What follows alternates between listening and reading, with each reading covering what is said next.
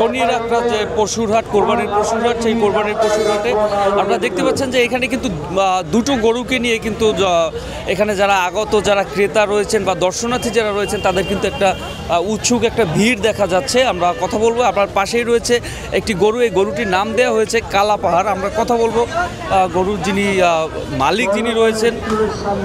এই গরুটা কি আপনি কিনে আনছেন নাকি আপনি নিজেই লালন পালন করছেন? আমার পালের বাসের মা আছে, ভাই আছে, আমার বাড়িতে আছে। আপনি নিজেই লালন পালন করে বড় করছেন। আপনার কোথা থেকে এসেছেন এবং কতগুলো গরু নিয়ে এবার হাটে আসলেন? আমি প্রথম আসছি, আমার মাগুরা বাসা, ও জায়গা আমার আছে ধরুন 13টা খামার আছে মা বাচ্চা দিয়ে, আর এখানে 5টা নিয়ে আসছে। 5টা নিয়ে আসছে। জি। এটা কি নাম দিয়েছেন? এর মূলত নাম সিংহরাজ। ইনি সিংহর মতো ডাক দেয়, সিংহরাজ। সিংহরাজ। এখানে আসার পরে কি নাম পরিবর্তন হয়েছে? না না, আমি নাম পরিবর্তন করি না। এখন এক একজন এক এক নামে ডাকতেছে, কেউ কালো পাহাড় বলছে, কেউ বলছে দলা মানিক, বিভিন্ন রকম নাম। আমি আমার ওর সিংহরাজ, সিংহরাজ। ও ডাকে সিংহর মতো। এই সিংহরাজের বয়স কত? 4 বছর। 4 বছর। ওর অনুমান ওজন কত হবে? আমার বডি ওয়েট আছে 20 মণ, আর মাংস পাবেন 15 মণ। আধুনিক কালাভুনা মশলা থাকলে আসল কালাভুনা রান্না কোনো ব্যাপারই না। এটা কি খুব রাগী? না না না, খুব শান্ত। এই বাচ্চাকে দেখে দেখে তো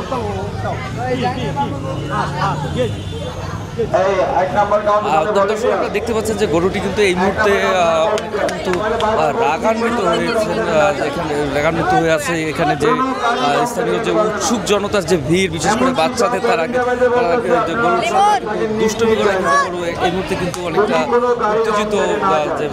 উত্তেজিত অবস্থায় রয়েছে।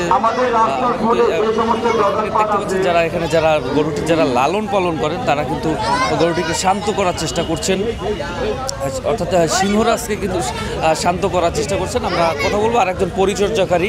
আপনারা আর কি যে এই সিংহরাজকে কত বছর ধরে লালন পালন করছেন? 3 বছর ধরে লালন পালন করছি।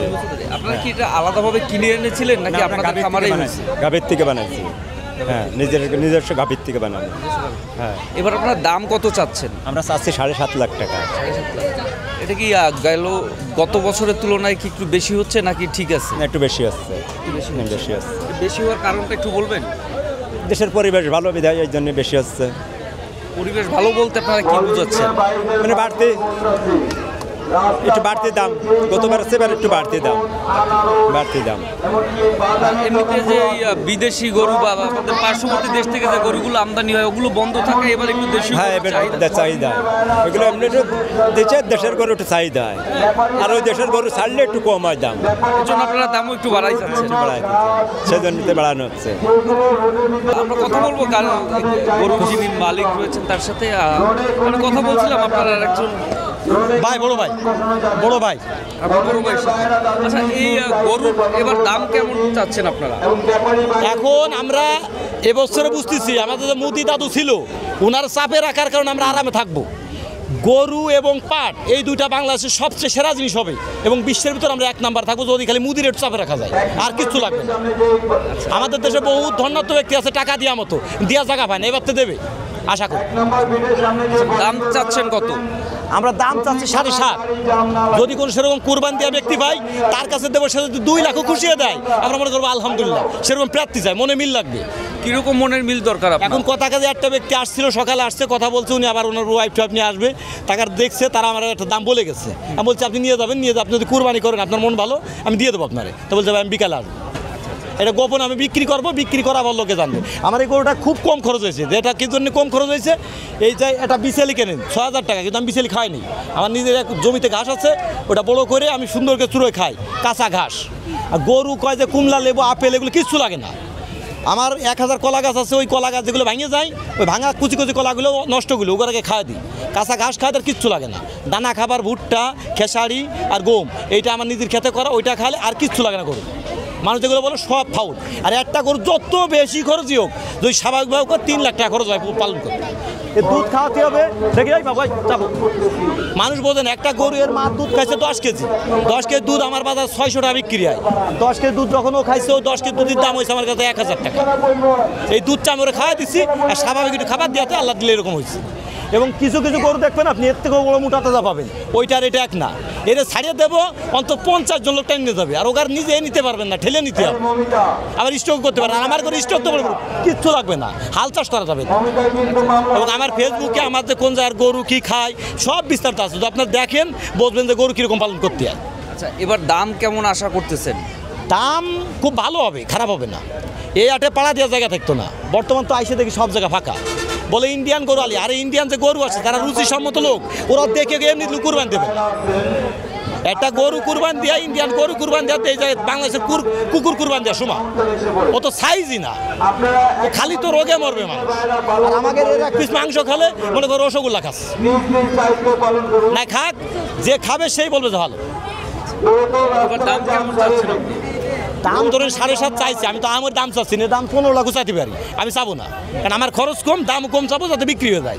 এই গরু ফেরত নিয়ে যাবো, আমার ওয়াইফরে বলছি গরু কি ফেরত আনবো, ওরে দিয়ে আসবো, আরও 4টি আমার হয়ে রয়েছে, এরা যার পর আসবে। আর আমাদের মতো খামারিকে আপনার উদ্যোগ দেন, কিচ্ছু লাগবে না, বাংলাদেশ ডেভেলপ হতে অল্প দিন লাগবে।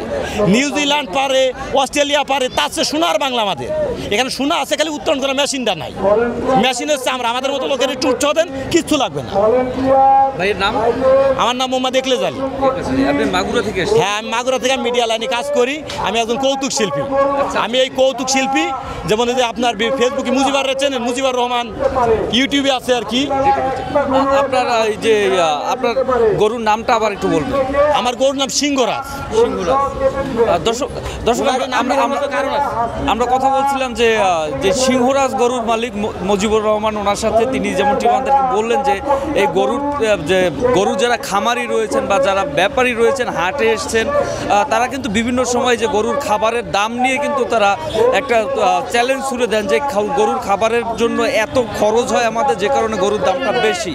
কিন্তু এই গরুর যিনি গরু লালন পালন করেছেন অর্থাৎ খামারি, তিনি কিন্তু জানালেন যে একটি গরু মোটা চাঁচাজাতকরণের জন্য কিন্তু অন্যান্য খামারিরা যত দাম বলেন অত দামের কিন্তু প্রয়োজন হয় না, প্রয়োজন হয় দেশীয় যে খাবার, সেই দেশীয় খাবারের, এবং সেটা সর্বোচ্চ 3 লাখ টাকার মধ্যে কিন্তু এ ধরনের যে 18 থেকে 20 মণ ওজনের গরু তৈরি করার জন্য যে খাবার খরচ হয় সেটা কিন্তু সর্বোচ্চ 3 লাখ টাকার মধ্যে কিন্তু করা সম্ভব হয়। কিন্তু হাটে যারা গরু নিয়ে আসেন তারা কিন্তু খাবারের যে উদাহরণ দিয়ে বা খাবারের অতিরিক্ত মূল্যের দাবি করে কিন্তু তারা দাম অতিরিক্ত হাঁকাচ্ছেন বলে এই খামারের কিন্তু দাবি করছেন।